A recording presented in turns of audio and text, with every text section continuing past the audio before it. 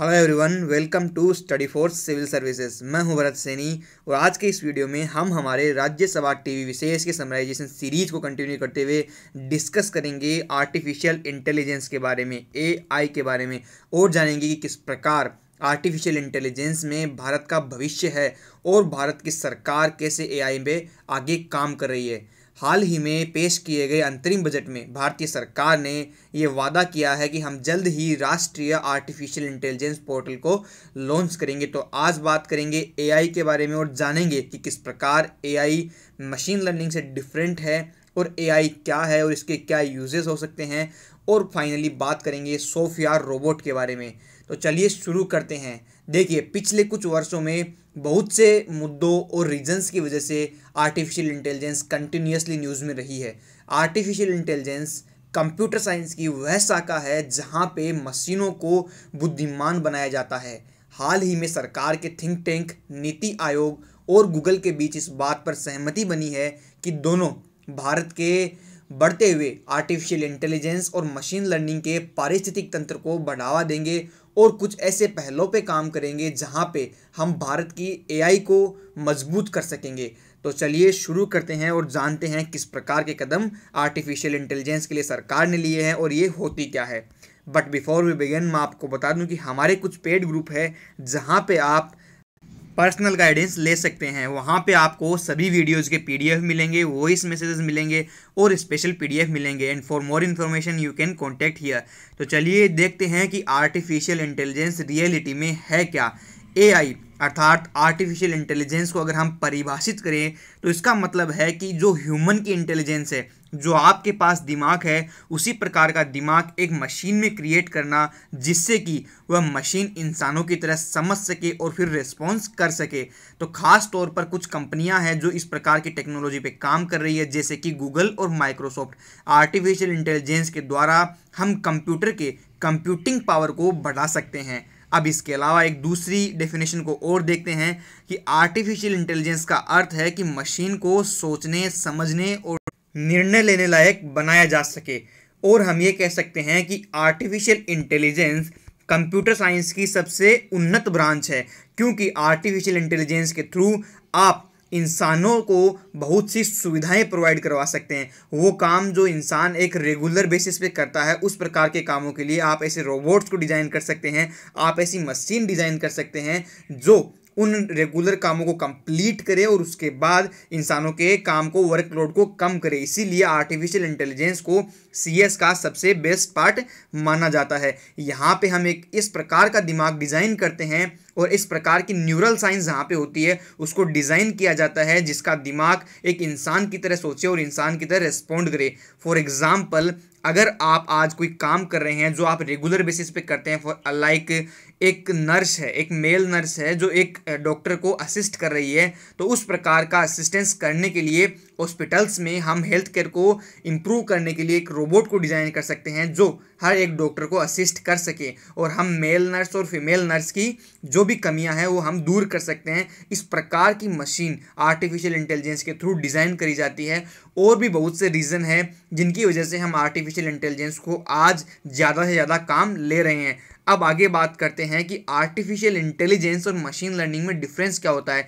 Maximum time लोग इन दोनों words में कंफ्यूज कर जाते हैं। देखिए, आर्टिफिशियल इंटेलिजेंस के थ्रू हम इस प्रकार की मशीन्स को डिज़ाइन करते हैं जो काम हम आसानी से कर सकते हैं। एक मनुष्य एक आसानी से जो काम कर सकता है, उसी काम को ईजी करने के लिए या फिर उसी काम को कोई दूसरा लोग सब्सटीट्यूट कर दे, तो ऐसा रोबोट हम डिज़ाइन करते हैं आर्टिफिशियल इंटेलिजेंस के थ्रू। मशीन लर्निंग भी कुछ सिमिलर है आर्टिफिशियल इंटेलिजेंस के, परंतु मशीन लर्निंग के अंदर हम ऐसी एल्गोरिथम्स डिज़ाइन करते हैं जहाँ पे वो एल्गोरिथम्स लर्निंग बाय डूइंग होती है, अर्थात आप कोई काम करोगे उसके बाद आप वहाँ से कुछ सीखोगे और वो सीखने के बाद अगर नेक्स्ट टाइम वैसी कंडीशन आपके सामने दोबारा आती है तो आप उसी प्रकार से रिस्पॉन्ड करोगे जिससे आपने पहले रिस्पॉन्ड किया था।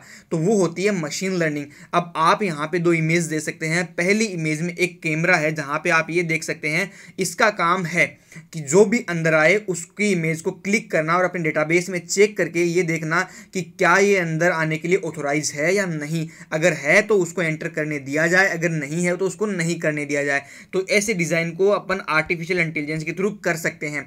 और दूसरी डिज़ाइन में आप देख रहे हैं कि एक रोबोट अपनी कैलकुलेशन के थ्रू एक रिस्पॉन्ड करेगा यूज़र को, अगर यूज़र ने कोई काम किया। फॉर एग्जाम्पल, अपन ने एक ड्राइवरलेस कार बनाई और उस ड्राइवरलेस कार को अपन ने ये सिखाया कि आपको दिल्ली से केरला कैसे जाना है, परंतु आपने उसको ये नहीं सिखाया कि दिल्ली से तमिलनाडु कैसे जाना है। तो अगर आपने उसको एक बात बता दी तो उसके बाद वो नेक्स्ट टाइम सीख जाएगा कि उसको कैसे आगे जाना है। तो इस प्रकार की डिवाइसें मशीन लर्निंग के थ्रू की जाती है, जहाँ पे आप अपने पुराने एक्सपीरियंस से सीख के आगे के काम करते हो। तो आपको आर्टिफिशियल इंटेलिजेंस और मशीन लर्निंग में जो डाउट था वो क्लियर हो जाना चाहिए कि आर्टिफिशियल इंटेलिजेंस के थ्रू हम नॉर्मल वर्किंग के जो काम है वो ऐसी मशीन्स को डिज़ाइन करते हैं। मशीन लर्निंग के थ्रू हम एल्गोरिथम्स लिखते हैं और उन एल्गोरिथम्स को एक ह्यूमन माइंड में और एक ह्यूमन माइंड की तरह काम करने के लिए बनाते हैं, जहाँ पे हम हमारी प्रॉब्लम्स को खुद सोल्व करते हैं। तो मशीन लर्निंग के ऐसे जो न्यूरल साइंस की जो टेक्नोलॉजी है उसको हम समझ के एक ऐसा दिमाग डिज़ाइन करते हैं और उस दिमाग को रोबोट्स में सेट करते हैं, उसके बाद वैसी मशीन्स को डिज़ाइन किया जाता है। तो आर्टिफिशियल इंटेलिजेंस और मशीन लर्निंग आपको समझ में आ गया होगा। अब आगे बात करते हैं कि हम भारत में आर्टिफिशियल इंटेलिजेंस की संभावनाओं को कैसे खोज सकते हैं। देखिए, अब तक 3 प्रकार की औद्योगिक क्रांतियां हो चुकी है और भारत ने इन तीनों औद्योगिक क्रांतियों में लैग किया है, जिसकी वजह से हम आज उतने विकसित नहीं हो पाए हैं जितनी अमेरिका, यूरोपियन कंट्रीज, जापान, ये जितने विकसित देश हैं उतना विकास आज हमारा नहीं हो पाया है। परंतु जब चौथी औद्योगिक क्रांति की बात की जाती है तो हम आर्टिफिशियल इंटेलिजेंस के बारे में बात करते हैं और भारत अपना भविष्य आर्टिफिशियल इंटेलिजेंस में देख रहा है। तो आर्टिफिशियल इंटेलिजेंस के लिए किस प्रकार की टेक्नोलॉजी को हमें डेवलप करना होगा उसके कुछ एग्जाम्पल यहाँ पे लिखे हैं। रोबोटिक्स, वर्चुअल रियलिटी VR आपने देखा होगा, जिसके द्वारा हम आंखों पे उस मशीन को, उस डिवाइस को लगाने के बाद 3D व्यू ले सकते हैं। क्लाउड टेक्नोलॉजी, आपको अपने डेटा को अपने कंप्यूटर पे सेव करना ज़रूरी नहीं है। आज ऐसी कंपनियां आ गई है मार्केट में जो आपके डेटा को सेव करती है, जैसे कि AWS, अमेजन वेब सर्विसेज, उसके बाद आर्टिफिशियल इंटेलिजेंस जिसकी हमने अभी बात की, और मशीन लर्निंग। तो इन टेक्नोलॉजी को अगर हम डेवलप कर लेते हैं तो हम चौथी औद्योगिक क्रांति को लीड कर सकेंगे और भारत ये चाहता है कि हम चौथी औद्योगिक क्रांति को लीड करें। तो ये कुछ इंटेलिजेंस की संभावनाएं हैं जो भारत में तलाशी जा सकती हैं। अब ये देखते हैं कि भारतीय सरकार इसके लिए क्या कर रही है। वर्तमान में जो हाल ही में जो सरकार है उन्होंने अपना अंतरिम बजट लॉन्च किया है, उसके अंदर वित्त मंत्री पीयूष गोयल ने कहा कि एक राष्ट्रीय आर्टिफिशियल इंटेलिजेंस पोर्टल हम लॉन्च करेंगे, उसके द्वारा जो स्टार्टअप होंगे उनको भी हेल्प होंगी और जो नॉर्मल पीपल हैं उनको भी हेल्प होगी। स्टार्टअप को आप इजीली पैसा दे सकेंगे और जो नॉर्मल पीपल हैं वो आर्टिफिशियल इंटेलिजेंस के बारे में सीख सकते हैं कि क्या आर्टिफिशियल इंटेलिजेंस होती है और उसका यूज़ करना सीख सकते हैं। अब भारत सरकार ने ये कहा है कि हमने 9 प्राथमिकता वाले क्षेत्रों को चुना है जहां पे आर्टिफिशियल इंटेलिजेंस को हम मेनली डेवलप करेंगे। तो उनके बारे में सरकार ने नहीं बताया है कि वो कौन से 9 सेक्टर हैं, परंतु हम उसके कुछ एग्जाम्पल देखेंगे वो आगे की को कौन से 9 प्राथमिकता वाले क्षेत्र हो सकते हैं जहां पे हमें आर्टिफिशियल इंटेलिजेंस को डेवलप करना चाहिए। इसके अलावा सरकार ने ये भी कहा है कि 200 आर्टिफिशियल इंटेलिजेंस के स्टार्टअप इस वक्त देश में काम कर रहे हैं जो इंसानों के कामों को सरल बनाने का काम करना चाहते हैं और इस प्रकार के स्टार्टअप इस वक्त हमारे देश में काम कर रहे हैं।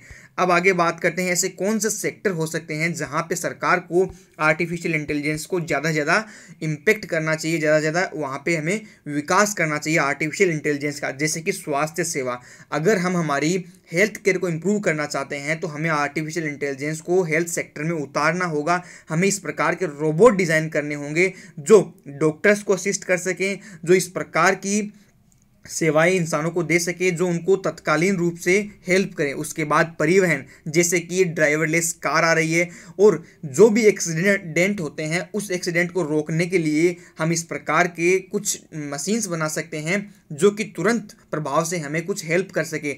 सपोज हम ट्रैफिक को कंट्रोल करने के लिए आर्टिफिशियल इंटेलिजेंस के थ्रू ऐसा रोबोट बना सकते हैं जो ट्रैफिक को इजीली कंट्रोल करे। इसके अलावा भी बहुत से यूज हैं जो हम परिवहन के अंदर कर सकते हैं, जैसे कि ड्राइवरलेस कार हुआ। उसके बाद बात करते हैं कृषि सेक्टर में सबसे मेन दिक्कत है कि फार्मर्स को हम ये नहीं बता सकते कि आने वाले टाइम में क्या वेदर रहने वाला है। तो आर्टिफिशियल इंटेलिजेंस के थ्रू हम ऐसे रोबोट या ऐसे ड्रोन डिज़ाइन कर सकते हैं जो किसानों को ये बता सकें कि हाँ एग्जैक्ट डेटा क्या होगा कि आगे आने वाले टाइम पे क्या वेदर होने वाला है, एनवायरमेंटल कंडीशंस क्या रहने वाली है। आप उन्हीं एनवायरमेंटल कंडीशंस के अकॉर्डिंग अपनी फसलों को उगाओ और वो फसलें उगाने के बाद आपको किस प्रकार की समस्याओं को सामना करना पड़ सकता है तो उनके आप सॉल्यूशन को समझ लीजिए पहले ही। तो इस प्रकार की चीज़ें हम आर्टिफिशियल इंटेलिजेंस के द्वारा डिजाइन कर सकते हैं, जिसके द्वारा हम हमारे किसानों को हेल्प कर सकते हैं। उसके बाद फाइनली शिक्षा, एजुकेशन सेक्टर, जैसा कि आज तक हमारे स्टूडेंट जो गवर्नमेंट स्कूल है वहाँ पे एक ही प्रोसेस चल रहा है, टीचर आते हैं बोर्ड पे पढ़ाते हैं, उसके बाद बच्चों को समझ में आए तो ठीक, ना आए तो ठीक। तो उस चीज़ को सुधारने के लिए हम आर्टिफिशियल इंटेलिजेंस की हेल्प ले सकते हैं, जहाँ पे बच्चों को ऐसा प्लेटफॉर्म प्रोवाइड करवाया जाए, बच्चे को अगर कोई चीज़ नहीं भी समझ में आ रही है तो वो उसको बार बार रिपीट कर सके। अगर टीचर नहीं है, जहाँ पे टीचर की अवेलेबिलिटी नहीं हो सकती, वहाँ पे हम रोबोट्स को अवेलेबल कराएं, वहाँ पे हम इस टेक्नोलॉजी को इंट्रोड्यूस करवाएं और शिक्षा के स्तर को सुधारें, क्योंकि शिक्षा ही भारत का भविष्य होने वाला है। उसके बाद बात करते हैं स्मार्ट सिटी। स्मार्ट सिटी क्या है? भारत सरकार स्मार्ट सिटी, भारत में बहुत सी स्मार्ट सिटी बनाने के लक्ष्य रखे हैं, जैसे कि 100 स्मार्ट सिटी का टारगेट अभी तक रखा गया है। अब 100 स्मार्ट सिटी में से भारत सरकार अगर उनको स्मार्ट बनाना चाहती है तो वहाँ पे आपको आर्टिफिशियल इंटेलिजेंस और मशीन लर्निंग इंट्रोड्यूस करना होगा। जैसे कि आपको ट्रैफिक को स्मार्टली कंट्रोल करना होगा, जैसे कि आपको हेल्थ सेक्टर में आर्टिफिशियल इंटेलिजेंस को इंट्रोड्यूस करना होगा, आपको अपने किसानों को आर्टिफिशियल इंटेलिजेंस के थ्रू बताना होगा कि आगे आने वाले टाइम पे क्या वेदर कंडीशन होने वाली है और उन वेदर कंडीशन के अंतर्गत आपको किस प्रकार की फसलों को उगाना चाहिए। तो इस प्रकार की चीज़ें करने के बाद ही हम एक सिटी को स्मार्ट बना सकते हैं। तो ये हमने देखा कि किस प्रकार की संभावनाएं भारत में हैं। अब देखते हैं कि आर्टिफिशियल इंटेलिजेंस के प्रमुख यूजेस क्या है, जो रिसेंट टाइम में बहुत ज़्यादा न्यूज़ में है, जो बहुत ही ज़्यादा यूज किए जा रहे हैं पूरे विश्व भर में। सबसे जो मेन यूज है वो है कंप्यूटर गेमिंग। अब इसको आप समझिएगा, अगर आप कोई भी गेम खेलते हैं, जैसे कि अगर आपने पबजी खेला हो, अगर आपने मिनी मिलिशिया कोई भी गेम कोई भी क्लैश ऑफ क्लैंस कोई भी गेम अगर आप खेलते हो, तो उस गेम में क्या होता है कि आपके सामने कोई एक अपोनेंट होता है, तो वो अपोनेंट किस प्रकार से बिहेव करेगा वो आर्टिफिशियल इंटेलिजेंस से डिफाइन करती है। तो आप कंप्यूटर गेमिंग में आप आर्टिफिशियल इंटेलिजेंस को यूज़ कर रहे हैं। उसके बाद नेचुरल लैंग्वेज प्रोसेसिंग, मतलब कि आप ऐसे माइंड को प्रोसेस करवा रहे हैं जहाँ पे कोई चीज़, जैसे कि आपने कोई इनपुट दिया और उस इनपुट के बाद क्या आउटपुट आना चाहिए, तो वो जो माइंड है वो नेचुरल लैंग्वेज प्रोसेसिंग के थ्रू डिज़ाइन किया जा रहा है। उसके बाद दृष्टि प्रणाली, विजन सिस्टम, उसका सबसे बेस्ट एग्जाम्पल है ड्राइवरलेस कार। स्पीच रिकॉग्नाइजेशन, आपके खुद के मोबाइल में होगा वॉइस अनलॉक, वो होता है स्पीच रिकॉग्नाइजेशन। उसके बाद बुद्धिमान रोबोट अर्थात इंटेलिजेंट रोबोट, सोफिया जैसे रोबोट जो कि सऊदी अरब का है। तो ये हमने देखा कि रिसेंट टाइम में आर्टिफिशियल इंटेलिजेंस के क्या यूजेस हैं। अब देखते हैं सोफिया रोबोट के बारे में। अगर हमने रोबोटिक्स के बारे में बात की, आर्टिफिशियल इंटेलिजेंस के बारे में बात की और उसके बाद अगर रोबोट सोफिया के बारे में बात नहीं की तो ये एक अन्याय होगा, क्योंकि रोबोटिक्स का और आर्टिफिशियल इंटेलिजेंस का एक बेहतरीन नमूना है सोफिया रोबोट, जो कहाँ का है, सऊदी अरब का है। और इसको बनाया किसने है? रोबोटिक्स के एक संस्थापक हैं, हेंसन रोबोटिक्स के संस्थापक डेविड हेंसन ने 2016 में इसको डिज़ाइन किया था और इसको सऊदी अरब की नागरिकता दे दी गई है पूर्णतः। कब दी? 25 अक्टूबर 2017 को। और वह दुनिया की पहली रोबोट है जिसे किसी देश की नागरिकता मिली है। सोफिया के हाव भाव बिल्कुल मनुष्य जैसे हैं, वह दूसरे के चेहरे के हाव और भाव को भी पढ़ सकती है कि आप किस प्रकार के अपने हाव भाव उसके सामने रिप्रेजेंट कर रहे हैं। सोफिया अपने इंटेलिजेंस से किसी की भी बातचीत को समझ सकती है और उसको रेस्पॉन्ड कर सकती है और अपने खुद के विचार भी वहाँ रख सकती है। सोफिया को सऊदी अरब के सभी अधिकार मिले हुए हैं जो किसी भी एक नागरिक को सऊदी अरब की सरकार द्वारा दिए जाते हैं। और अगर सोफिया कभी ऐसा काम कर देती है जो सऊदी अरब के कानून के खिलाफ है तो उसके ऊपर भी मुकदमा चलाया जा सकता है। और अगर किसी भी प्रकार का गलत काम सोफिया के साथ हो जाता है तो सोफिया अपना मुकदमा दायर कर सकती है सऊदी अरब के कानून के अनुसार। तो ये हमने बात की कि सोफिया किस प्रकार सऊदी अरब की एक पहली रोबोटिक नागरिक बन चुकी है और वो मनुष्य के हाव भाव को समझती है और अपने हाव भाव भी मनुष्य के हिसाब से बनाने का कोशिश करती है। यहाँ पे आप देख सकते हैं ये सोफिया का फेस है और जो पीछे जो प्रोसेसिंग चल रही है, जो एक दिमाग डिज़ाइन किया गया है वो न्यूरल साइंस के थ्रू किया गया है। तो ये हमने पूरी बात की रोबोटिक्स के बारे में, आर्टिफिशियल इंटेलिजेंस के बारे में और मशीन लर्निंग के बारे में कि किस प्रकार मशीन लर्निंग और आर्टिफिशियल इंटेलिजेंस डिफरेंट है, परंतु ज़्यादा डिफरेंस नहीं है क्योंकि दोनों ही रोबोटिक्स के सेक्टर में काम कर रहे हैं। दोनों ही चीज़ें एक इंसान की समस्याओं को हल करने के लिए बनाई जा रही हैं। तो हम ये कह सकते हैं कि रोबोटिक्स और आर्टिफिशियल इंटेलिजेंस और मशीन लर्निंग सभी एक ही चीज़ है और एक ही तरफ बढ़ रही हैं कि हमें मनुष्यों को एक सुविधाजनक ज़िंदगी देनी है। तो ये हमने बात की किस प्रकार आर्टिफिशियल इंटेलिजेंस हमारी हेल्प कर सकती है। इसी के साथ हम हमारी वीडियो को ख़त्म करते हैं and thank you for watching our video. Please like share and subscribe our channel. Bye bye.